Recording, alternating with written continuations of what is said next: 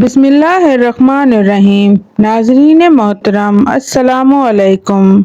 اللہ تعالیٰ نے انسان کو جسم اور روح ان دو چیزوں کے مرکب سے پیدا فرمایا ہے۔ جسم کے بننے کا نظام اور ہے اور روح کے بننے کا نظام اور ہے۔ جسم کسی اور جگہ بنتا ہے اور روح کہیں اور سے آتی ہے۔ جسم زمین پر اور زمین کی غذاؤں کے مختلف مراحل پیش در پیش مختلف شکلیں بدلتا بدلتا ایک روپ میں ڈھلتا ہے، اور روح ایک لطیف اللہ کا امر ہے جس کا علم انسان کو نہیں دیا گیا۔ اللہ تعالیٰ ارشاد فرماتا ہے کہ روح ایک اللہ کا امر ہے جس کے بارے میں تمہارے پاس کوئی علم نہیں ہے، لہٰذا اس کی تفصیل تم سمجھ نہیں سکتے ہو۔ روح آسمان سے آتی ہے، جسم زمین پر بنتا ہے اور 4 مہینے بعد اللہ اسے آپس میں جوڑ دیتا ہے۔ زندگی متحرک ہو جاتی ہے، روح ہی کے ساتھ زندگی کی بقا رہتی ہے۔ جب اللہ اسے واپس نکال لیتا ہے تو اس جسم کی ساری شناخت مٹ کر صرف ایک نام سب کو مل جاتا ہے اور وہ میت کا ہوتا ہے۔ وہ کوئی بادشاہ ہو، مولانا ہو، امیر ہو، غریب ہو، حکمران ہو، اس کے سارے اعزاز ہٹا کر اس پر میت کے لفظ کی مہر لگ جاتی ہے۔ جسم سے کیا نکلا؟ جو بولتا نہیں ہے، اٹھتا نہیں ہے، چلتا نہیں ہے، ہر چیز تو موجود ہے۔ جسم سے صرف روح نکل گئی، اب جسم میت ہو گیا۔ روح ہمارے جسم کی اصل ہے، اسے نکال دو تو جانور بھی اس کو کھانے لگ جائیں گے، زمین بھی اس کو گلانے لگ جائے گی، ہوائیں اس کو متغیر کرنے لگیں گی، کیونکہ اب وہ بے جان جسم ہے۔ روح انسان کے اندر ایک چلتا ہوا زندگی کا کارواں ہے۔ اسے جب اللہ واپس بلاتا ہے تو انسان کی موت واقع ہو جاتی ہے۔ موت کیا چیز ہے؟ سائنس میں اس کے کتنے ہی جواب ہیں، مگر ایک بھی صحیح نہیں، اور اللہ قرآن پاک میں ایک جواب دیتا ہے اور وہی حرف آخر ہے۔ ترجمہ: اللہ ہے جو تمہاری موت کے وقت روحوں کو کھینچ لیتا ہے، تمہارے جسم سے نکال لیتا ہے۔ تو ناظرین گرامی، موت کے وقت انسان 2 کیفیت میں ہوتا ہے۔ کچھ انسانوں کی روح ایسے نکلتی ہے کہ وہ رگ رگ میں پھنس رہی ہوتی ہے۔ ترجمہ: کاش تم دیکھ سکتے وہ منظر جب اللہ کے فرشتے نافرمانوں کی روح کو نکال رہے ہوتے ہیں اور ان کے منہ پر بھی مارتے ہیں، ان کی کمر پر بھی مارتے ہیں۔ ابن ماجہ میں حدیث پاک میں آتا ہے کہ ملک الموت اترتا ہے تو اس کے ساتھ 4 فرشتے بھی ہوتے ہیں۔ وہ چاروں فرشتے آ کر اس کو مارنا شروع کر دیتے ہیں۔ ملک الموت کہتا ہے، اے خبیث روح جو خبیث جسم میں تھی، اسے باہر نکالو۔ مرنے والا حیران پریشان اب کچھ نہیں ہو سکتا، نہ اپنے آپ کو بچا سکتا۔ وہ خوفزدہ ہوتا تو اس کو ملک الموت کہتا، تیار ہو جاؤ خوفناک عذاب کے لیے، کھولتے پانیوں کے لیے، کانٹے دار جھاڑیوں کے لیے اور بے شمار عذاب کی شکلوں کے لیے۔ اس کی روح کو جب کھینچتے ہیں تو رگ رگ سے وہ کٹ کٹ کر نکلتی ہے تو سارا وجود زیر و زبر ہوتا ہے۔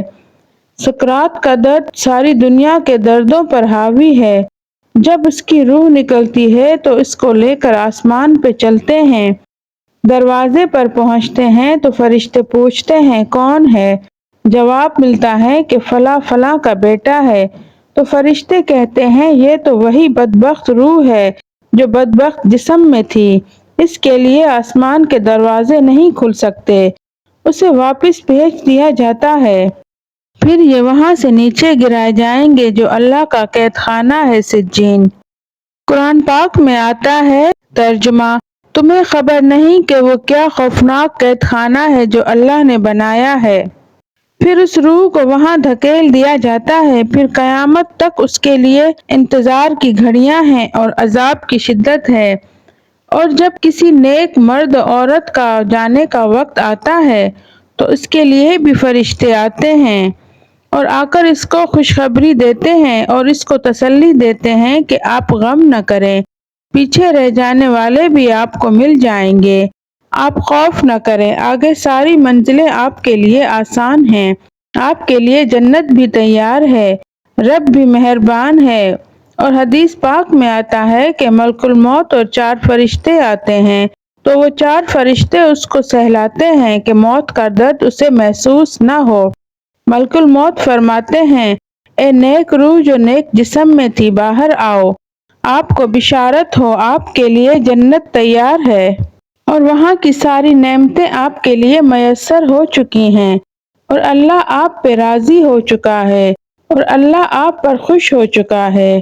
پھر اس کی روح کو نکالا جاتا ہے، سارے فرشتے اس کو آسمان پر لے کر جاتے ہیں، اندر سے پوچھا جاتا ہے یہ کون ہے؟ تو فرشتے کہتے ہیں کہ فلاں فلاں کا بیٹا یا بیٹی ہے، تو کہا جاتا ہے یہ تو نیک روح تھی جو نیک جسم میں تھی، اس کا ہم سب استقبال کرتے ہیں اور آسمان کے دروازے کھل جاتے ہیں۔ وہ نیک روح سارے آسمان پار کرتی ہوئی اللہ پاک کے عرش کے نیچے جا کر، مرد ہے یا عورت، وہاں جا کر سجدے میں سر رکھتا ہے اور اللہ تعالیٰ فرماتے ہیں ہاں اس نے ہمیں خوش کیا، ہم بھی اسے خوش کریں گے، اور اس کو عافیت کے ساتھ پہلے آسمان سے 7ویں آسمان تک، جہاں اللہ اپنے اپنے درجات کے ساتھ جنت والوں کو رکھتا ہے، ٹھہراتا ہے، اور وہ انتظار گاہ ہے جہاں وقت ختم ہو جاتا ہے۔ وقت ختم ہو جاتا ہے تو انتظار کی تکلیف ختم ہو جاتی ہے، احساس ختم ہو جاتا ہے۔ برزخ میں اللہ تعالیٰ وقت کا احساس ختم کر دیتا ہے۔ تو ناظرین گرامی، یہ 2 موتیں ہر انسان دیکھتا ہے، ایک جب وہ جنت کے فرشتوں کا استقبال دیکھتا ہے اور دوسری جب وہ جہنم کے فرشتوں کی مار پٹائی دیکھتا ہے۔ ایک جسم ہے، ایک روح ہے، روح باقی رہنے والی چیز ہے، جسم مٹ جاتا ہے، پھر اللہ تبارک و تعالیٰ قیامت کے دن اسے نیا جسم عطا فرمائے گا۔ روح وہی ہے جو اللہ کے خزانوں میں جمع ہو جاتی ہے۔ نافرمان کی روح کالی سیاہ روح ہوتی ہے اور فرمانبردار کی روشن چمکدار روح ہوتی ہے۔ تو اللہ تبارک و تعالیٰ نے کچھ تقاضے جسم کے رکھے ہیں اور کچھ روح کے رکھے ہیں۔ جسم کے تقاضے پورے نہ کرو تو جسم پریشان ہو جاتا ہے، روح کے تقاضے پورے نہ کرو تو یہ پریشان ہو جاتی ہے۔ روح کی پریشانی جسم کی پریشانی سے زیادہ ہے، کیونکہ روح کی طاقت جسم سے زیادہ ہے۔ جسم مٹی سے بنا ہے، جسم کی غذا بھی مٹی سے نکلتی ہے، روح آسمان سے ہے اور اس کی غذا بھی آسمان سے ہے۔ روح کا تعلق جب تک اللہ تعالیٰ سے نہیں جڑتا، اسے بھوک اور پیاس لگی رہتی ہے۔ جسم کو جب تک روٹی اور پانی نہ ملے، یہ تڑپتا پریشان رہتا ہے۔ جیسے اللہ تعالیٰ نے ہمارے جسم میں روٹی اور پانی کی طلب کو بے ساختہ رکھ دیا ہے، ایسے ہی انسانی روح میں اللہ پاک نے اپنی طلب کو رکھ دی ہے اور اپنے رسول کی طلب رکھ دی ہے۔ یہ 2 طلب ایسی ہیں کہ یہ روح سے نکل ہی نہیں سکتی۔ وہ روح جو اللہ تعالیٰ اور اس کے نبی صلی اللہ علیہ وآلہ وسلم سے آشنا ہے، جب تک وہ وہاں تک پہنچ نہیں جاتی اسے سکون نہیں آتا، اس کا اندر پریشان رہتا ہے۔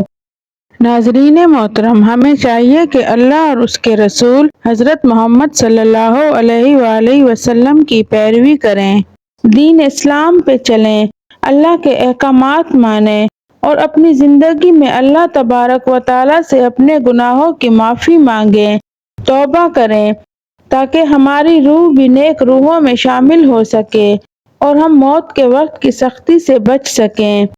اللہ پاک ہم سب کو نیک اعمال کرنے کی توفیق عطا کرے اور گناہوں سے بچنے کی توفیق عطا کرے اور ہماری توبہ قبول فرمائے، آمین یا رب العالمین۔